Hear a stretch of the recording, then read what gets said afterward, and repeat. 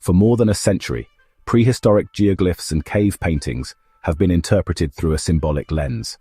The dominant view holds that these figures express spiritual belief, mythological storytelling, or ritual cosmology. Yet what unites these interpretations is not a shared evidentiary foundation, but a shared dependence on what cannot be directly known: the mental world of prehistoric people. The assumption that meaning is symbolic arises from an absence of practical explanation, and into that absence, speculative anthropology has been projected. But when the same visual forms appear across time periods and continents, constructed with clear internal geometry and repeated with high fidelity, the burden of interpretation shifts. We must ask whether these figures served not to symbolize, but to instruct, whether they functioned not as objects of belief, but as tools for cognition. Conventional theories treat both geoglyphs and cave paintings as artifacts of symbolic culture. They are presumed to represent animals, deities, or spirits. Their form is seen as expressive but opaque, requiring external mythologies to decode. Yet these theories share a fundamental flaw. They begin from analogy, not from inference. They import external narratives to explain internal structure. This has produced a long-standing interpretive stasis. Geoglyphs are assumed to be ritual ground drawings. Paintings are assumed to be mythic or magical icons. Both are disconnected from any operational understanding of their creation, transmission, or structural logic. Most critically, these interpretations remain indifferent to the question of how the figures were constructed, and what that process implies about what their makers knew, practiced, and taught. Our method proceeds differently. It does not ask what these figures symbolize, but how they operate. We begin by distinguishing the two classes of artifact, large-scale structures and painted records, and then analyzing their interrelationship.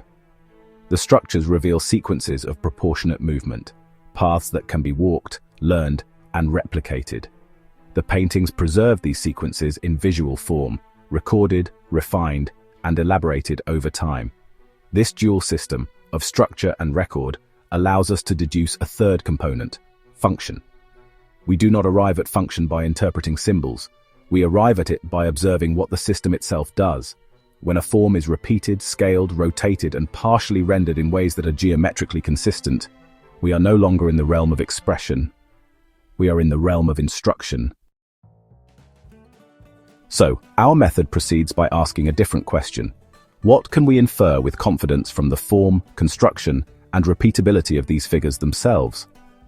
Rather than speculating on mental states, we examine what the structural properties of these figures imply about the knowledge, capabilities, and intentions of their makers.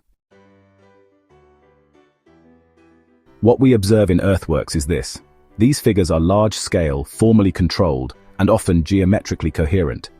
They are walkable, physically traceable on foot with clear sequential continuity. They preserve proportions across scale angles, and segment relationships are invariant even as absolute size varies. They often begin from or conform closely to prominent geographic features: river paths, mountain ridges, coastal arcs. Their design is not ad hoc but procedural, constructed through consistent and replicable sequences of turns and proportions.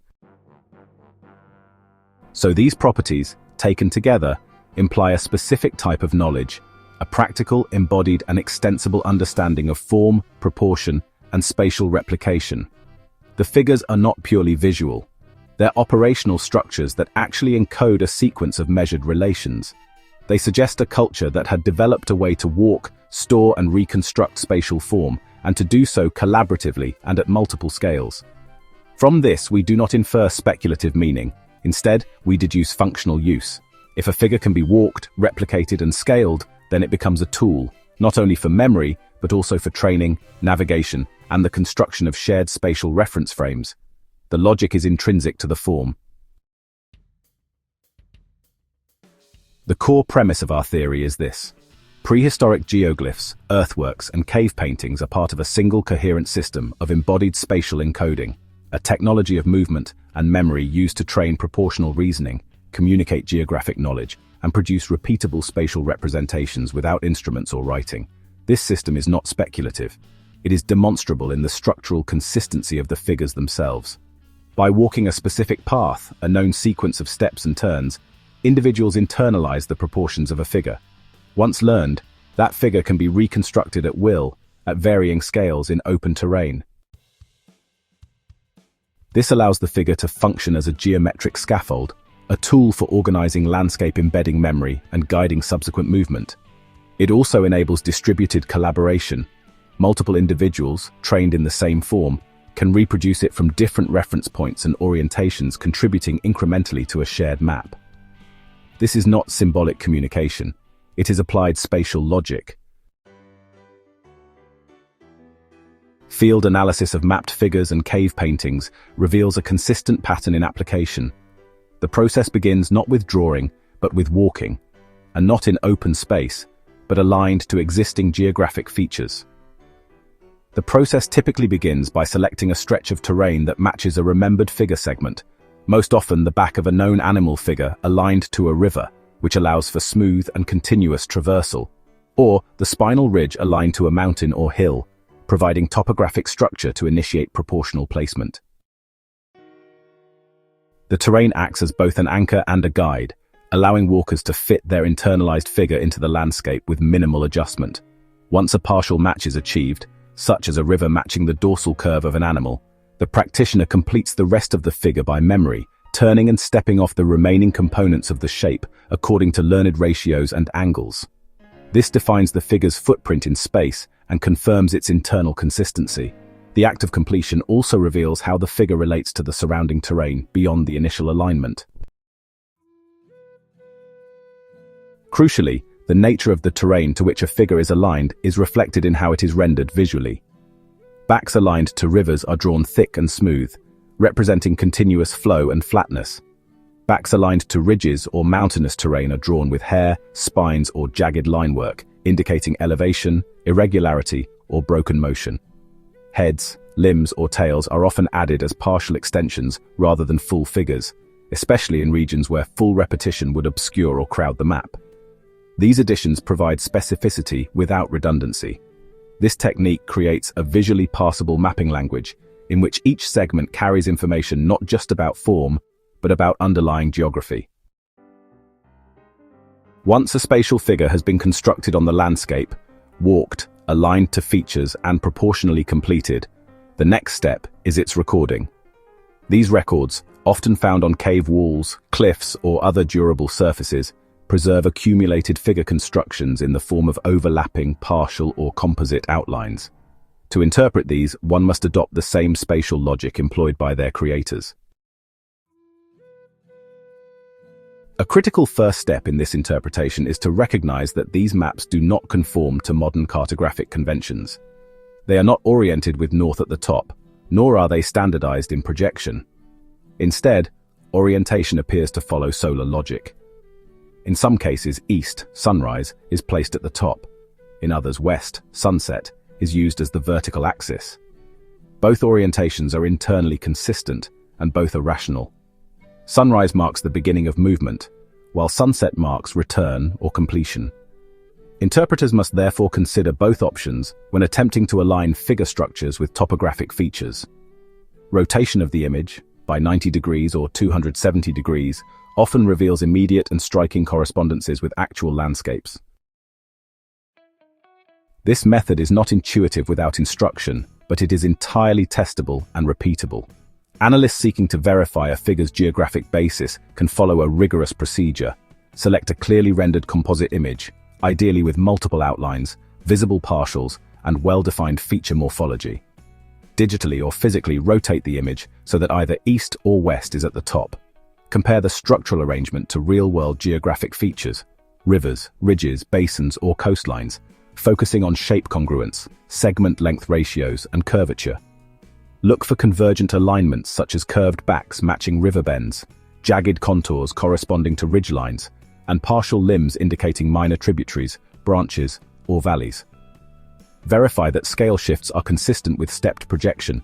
If one figure is larger but geometrically equivalent, its expansion ratio should correspond to proportional step multiplication. When a figure aligns, test its projection logic by attempting to reconstruct the walked form from the terrain itself. This will reveal whether the structure can be generated from environmental constraints alone. This process does not assume symbolic meaning, it tests procedural reconstruction and geospatial congruence. Validity lies in consistency, scalability, and replicability. Accepting this interpretive framework really compels us to rethink not just isolated figures, but the broader cognitive and social systems that produced them. The implications are significant and extend across multiple disciplinary boundaries. The presence of structurally similar figure forms, constructed using identical geometric logic, across widely separated continents, from the Nazca Plateau to the Mississippi Valley, from Europe to Australia, indicates not independent symbolic invention, but methodological convergence. These are not isolated expressions of ritual, but instead, applications of a shared cognitive toolkit. Such consistency suggests that early societies, despite their geographic distance and cultural specificity, engaged in comparable practices of geometric instruction, environmental modeling, and spatial memory. This places the development of geometric and cartographic knowledge far earlier in human history than previously assumed.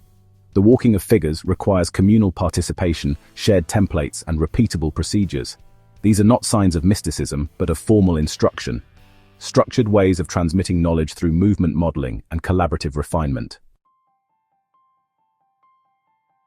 This implies that even highly mobile or foraging populations maintained systems of education, division of procedural roles, and intergenerational knowledge retention.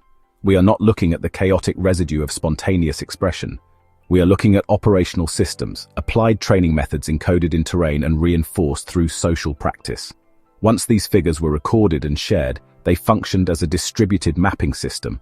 Individuals could contribute partial walks, confirm or adjust others' records, and maintain collectively authored spatial archives over long time spans. This approach supports the hypothesis of early large-scale intergroup knowledge sharing, not as a function of empire or centralized hierarchy, but as a networked cognitive ecology grounded in mutually intelligible spatial codes. Such systems do not require cities or writing to emerge. They require only repeatable methods, social memory, and a durable medium for trace accumulation, all of which are present in the prehistoric record. If this interpretive model is accepted, it means that many of the functions we associate with formal geometry, cartography, and training systems were already in use tens of thousands of years earlier than previously documented.